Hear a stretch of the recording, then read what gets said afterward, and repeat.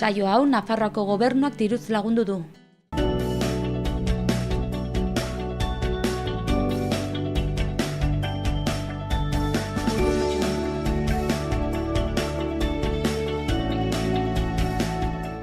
Arratsaldeon guztioi, ongi etorriak Xaloa telebistara, martxoak 14 dugu gaurkoan asteartea, egun ezagun Iruñerriko hotsak eta zaratak saioan aurrera jarraitzen dugu, dagoeneko asteartea dugu. Maria, arratsaldeon zuri. Hori da, arratsaldeon larraitz, astea aurrera dijoa, ezta? Pixkanaka. Gaurkoan, hotza oraindik sentitzen da hemen barruan, baina eguraldiako bere egin du nabarmen, ezta? Zaila esan gustora egoten da. Eguzkia badugu eta ja euria pixka talde batera utzi. Hori da, eguzkia kostatzen zaigu ikustea, baina ikusten dugunean ja ez dugu nahi negura bueltatu, ezta? Pues bai, baina uda berria iristen. Hori da, oso ongi. Gaurkoan bi gonbidatu, oso berezi gainera, 3 dira, guztira. Alde batetik sortzelanak, Klakrafeterako lagunekin, eta horretarako badakigu beti Diana Arbonies izaten dugula kameraren aurrean, eta bestetik oso gai ezberdina izan ere Iruñako elkarte edo zerbitzu publiko bat ezagutzeko aukera izango dugu, Katalingune elkarteaz ari gara, horretarako bertako koordinatzaile den Xabi Sánchez eta sexologoa den Erika Salvatierra aukiko ditugu, beraien esperientziaz mintzatzeko, eta Katalingune eskaintzen dituen zerbitzu eta zere hitz egiteko. Osongi, eta bukatzeko egunero bezala zaratak tartean gaurkoan, baita ere ekitaldi berezi bat, izan ere duela gutxi izan ditugu inauteriak eta gaurkoan kiriketan saioan lantzeko inauteriak ikusteko aukera izango du.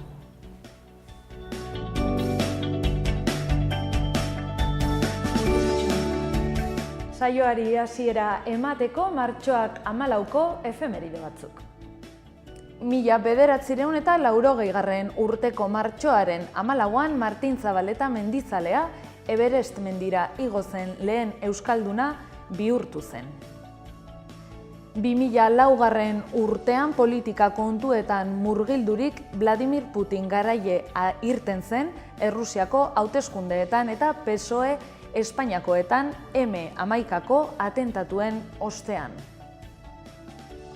Jarraian egunean gertatutako lerroburu nagusienak Aitziber Iturriaren eskutik. Arratsaldeon Maria, arratsaldeon Larraitz, hauexi dira gaurko martxoaren 14. egun honek utzizkigun lerroburuak.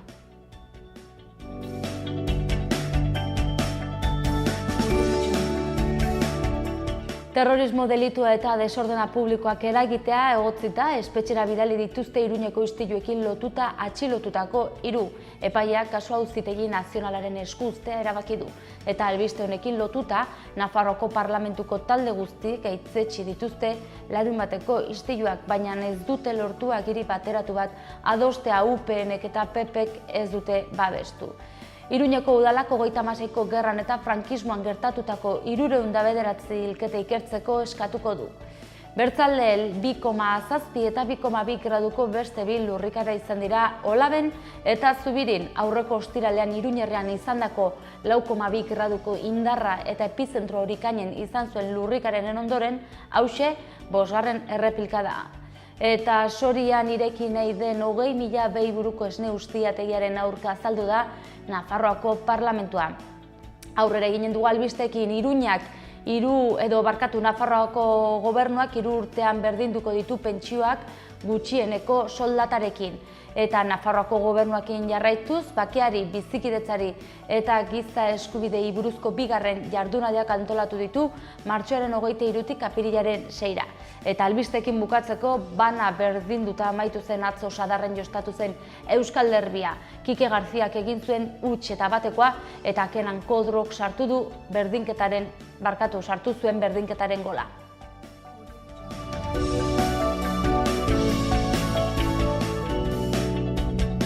Eskerrik asko Aitziber, goazen orain prentsaren errepasoarekin, egunkarietako titular nagusienak, Diario de Navarra hasteko, ez da Larraitz? Hori, Maria, gaurko Diario de Navarra egunkariko azalari errepaso bat emanen diogu, lerroburu nagusiak hauxe dio konstituzionalaren desobedientziagatik 2 urteko inhabilitazioa bota diote Masi.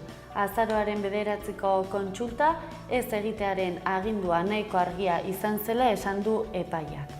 Gaurko protagonista nagusia argazkian Osasuna dugu, izan ere berdinketa izan zuen Eibarren aurka 1-1, 2 hilabete eta gero Osasunak berdinketa lortu zuen, itzuli bat egin du garaipenik lortu gabe. Lehen zati negargarria izan zuela diote Diario de Navarra egunkarian, eta bigarren zatian hobekuntza izan zela aipatzen dute.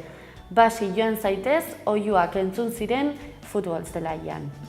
Eta bukatzeko beste 2 albisterekin amaituko dugu gaurko azalaren errepasoa, Iruñean atxilotutako 3 terrorismoagatik sartu dituzte kartzelan, eta bukatzeko Iruñeko epaitegi batek bideratuko du frankismoaren lehen kereila estatuan.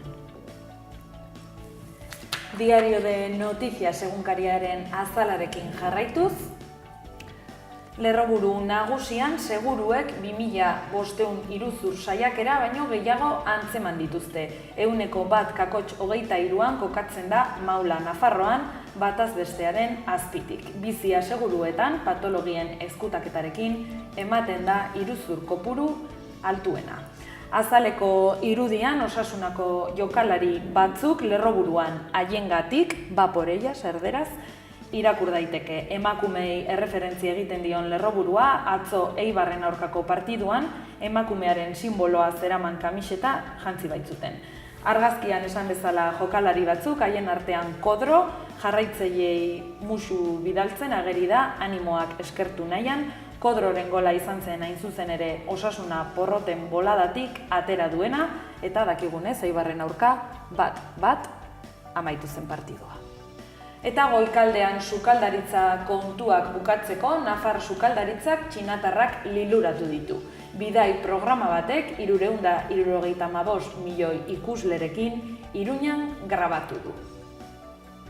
Eta aurrera jarrai dezagun gaurko gara egunkariarekin, lerroburu nagusian ere Kataluniako kontuak erreferendumaren aldeko apostua handitu du azaroaren 9-ko galdeketaren zigorrak. Mas, Rigau eta Ortegari jarritako isun eta inhabilitazioak hiritarrei haien etorkizunaren inguruan galdetzeagatik, erabaki horrek galdeketa unilateral batera zuzentzen du bidea hemendik aurrera.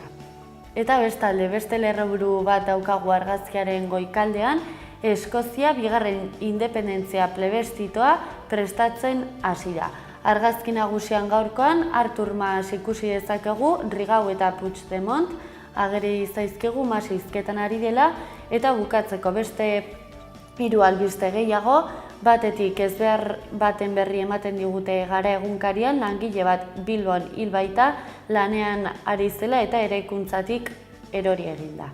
Lakuaren kontu proposamenak ez du soinu txarrik peperentzat bestalde, eta bukatzeko gaurkoan ere futbol kontuak badauzkagu gara egunkarian, Osasunak ez du amore ematen, Eibarren aurrean 1-1 gelditu zen partidua, baina ez da nahikoa izan emaitza hori.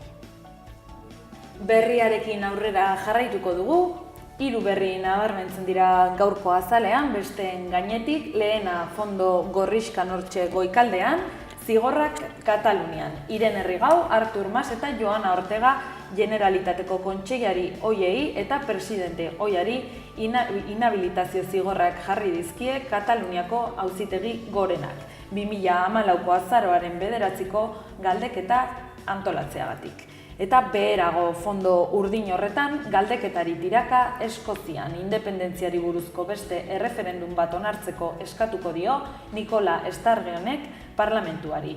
Brexita gauzatu eta Europa utzi aurretik egin nahi du 2 urteko epean.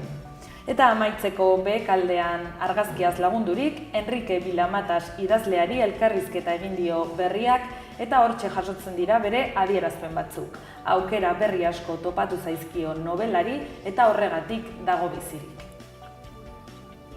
Eta bukatzeko, ikus dezagun zenelako azala ekarri diguten gaurkoan Euskal Herri Irratiko lagunek, goiko aldean 2 albiste nabarmentzekoak, batetik 4. gela bat irekitzeko sinadura bilketa hasi dute Ezkabako gurasoek, eta hortxe argazki eta guzti daukate albistean.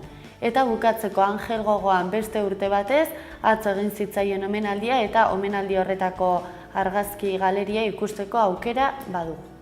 Eta bukatzeko lur mugimendu gehiago izan dira azken orduetan, atzo Olaben lehenbiziko eta Zubirin geroxeago arratsaldean dirudienez izan ziren lurrikara hauek, beraz lurrak berriz ere dardarka egin zuen. Eta bukatzeko Tartaria programaren inguruko berria, hiri kondairek erakusten diguten errealitate izkutua.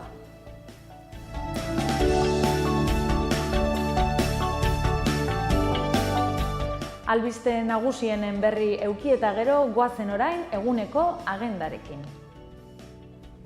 Ipuin kontalaria, siempre te querré eta ¿qué es el amor? Ipuinekin. Gaur martxoak 14 asteartea, arratsaldeko 6etan San Pedroko liburutegi publikoan. 4 urtetik gorako umeei zuzendutako ipuin kontalaria izanen da Kiokanen eskutik.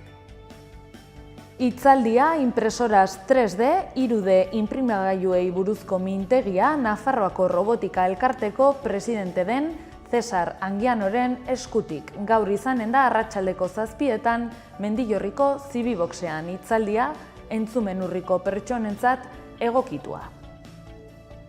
Kroketaren lehenengo astea ospatzen ari gara Iruñean, lehenengo edizioa da hau eta Alde Zaharreko eta Zabalguneko tabernek parte hartzen dute. Guztira, 37 establezimendu izango dira.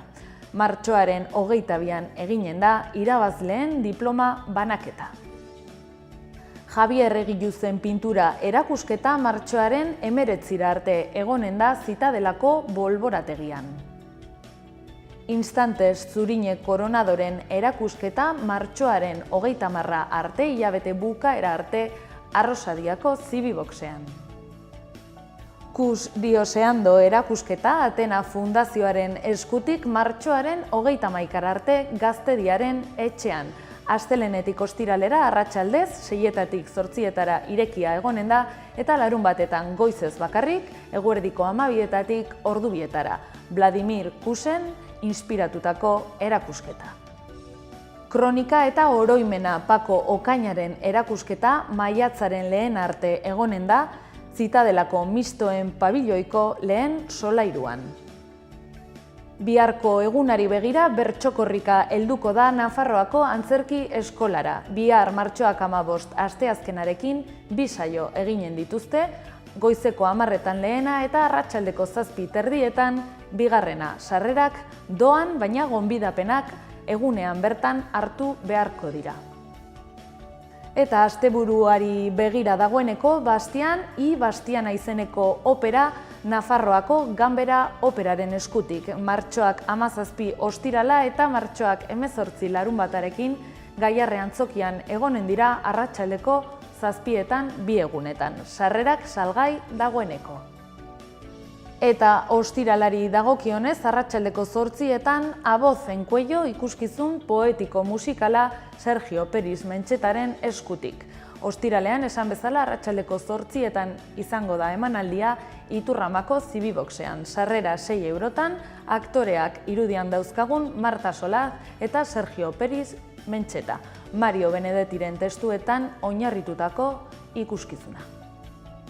Agenda errepasatu eta gero, jakin dezagun oraingoan zeintzuk diren gure udalerrietako albiste nagusienak.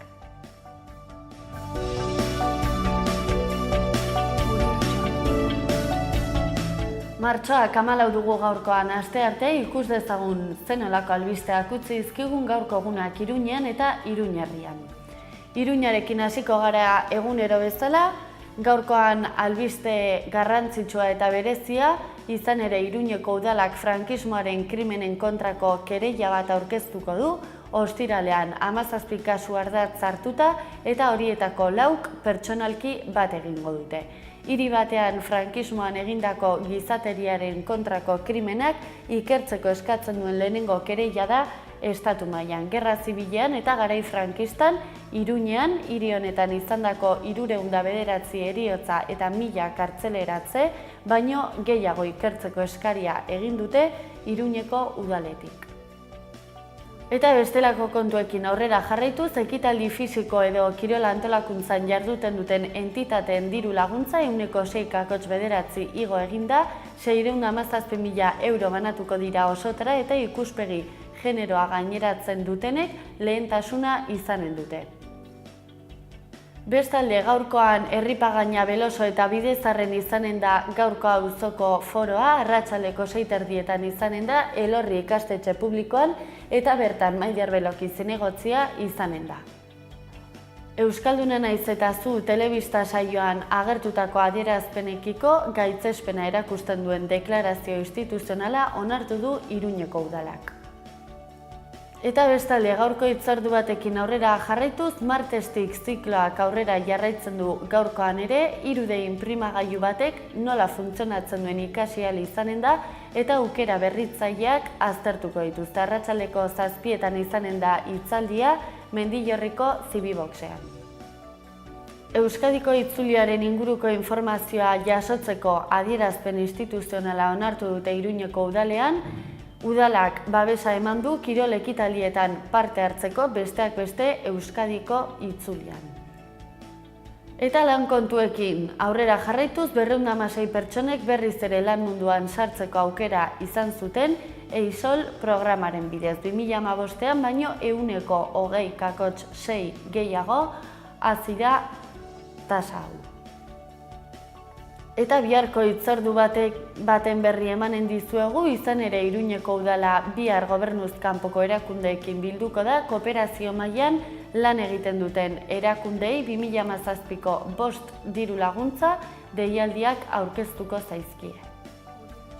Iruña alde batera utzita joan gaitezen asteartero bezala, lehenik eta behin Berribeiti aldera.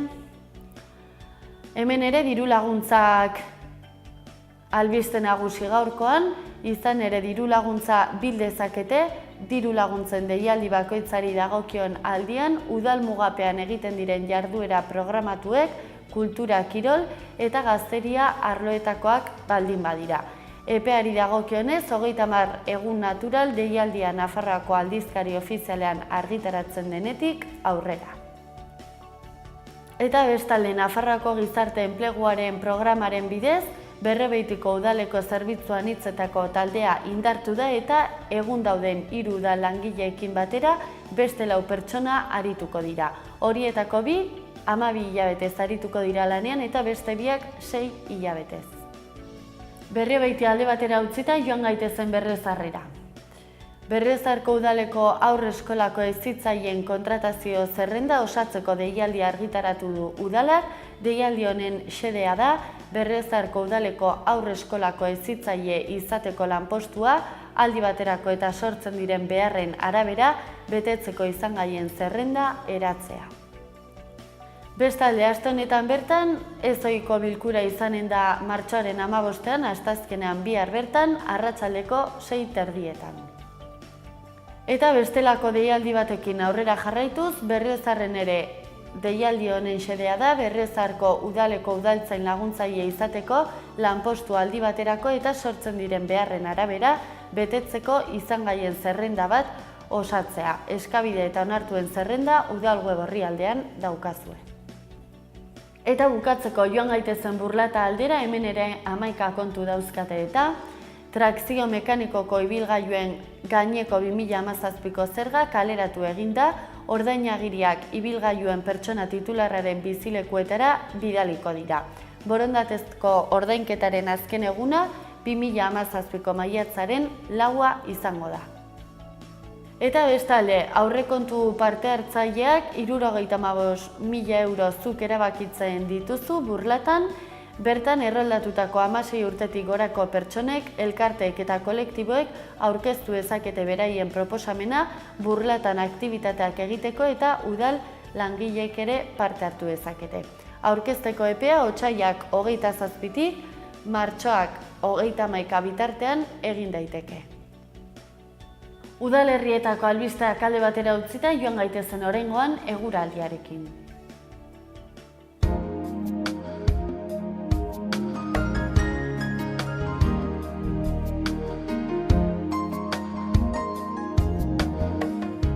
Gaur martxoak 14, asteartean Nafarroan eguraldiak hobetzera egingo du. Goizean zerua hodeitsuago agertuko da eta ipar isurialdean txantxaren bat edo beste eror daiteke goizeko lehen orduetan.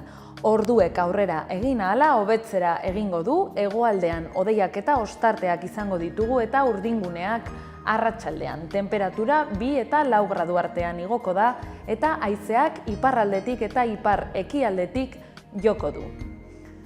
Zerua hodeitsu beraz Iruñerrian euria egin dezake baina oso gutxi eta goizean goiz batez ere arratsalderako ostarteak eta temperatura maximoak nahiko igoko dira 17 graduetara eguneko altuenak. Zerua hodeitsu edo oso hodeitsu baztanaldean ere egunaren hasieran batez ere. Euria egin dezake orduan, baina pixkanaka hobetuz joango da eta arratsalde partean atertzera egingo du. Ipar osagaiko haizea ibiliko da eta temperatura maximoak 11 gradutara igoko dira gaur. Eta biharko egunari begira, asteazkenean hodeiak eta ostarteak Iruña aldean, egunaren lehenengo zatian oraindik ere hodei hondarrak izango dira, baina goizak aurrera egiten duen heinean, ostarteak gero eta zabalagoak izango dira. Temperatura minimoak nahiko jaitsiko dira eta maximoak nahiko igo. Zeru hodeitsua baztanen ere biharko, hodeiak gutxituz joango dira pixkanaka eta arratsaldean ostarteak gero eta zabalagoak izango dira. Temperatura minimoek behera egingo dute eta maximoek gora. Eta hauxe izan dugu magazinaren lehenengo zatia, orain elkarrizketekin aurrera jarraituko dugu, ez da, Maria? Hori da, alde batetik, lehen esan bezala artisautza kontuak lakrafeterako lagunekin, horretarako berriz ere, Diana Arbonies gonbidatu dugu, azkeneko beraien kreazioak eta sormen lanak erakusteko. Gero, Iruñako elkarte bat ezagutzeko aukera eukiko dugu, Kaialingune, batzuentzat ezaguna, beste batzuentzat ez, baina gaurkoan eukiko dugu aukera, bertako koordinatzaile den Xabi Sánchezekin eta bertako sexologoa den Erika Salvatierrarekin. Eta bestalde batetik gaurkoan, Zaratak tartean gai alai batekin ere aurrera jarraituko dugu, kiriketan saioan gaurkoan lantzeko inauteriak ikusteko aukera izanen duzue.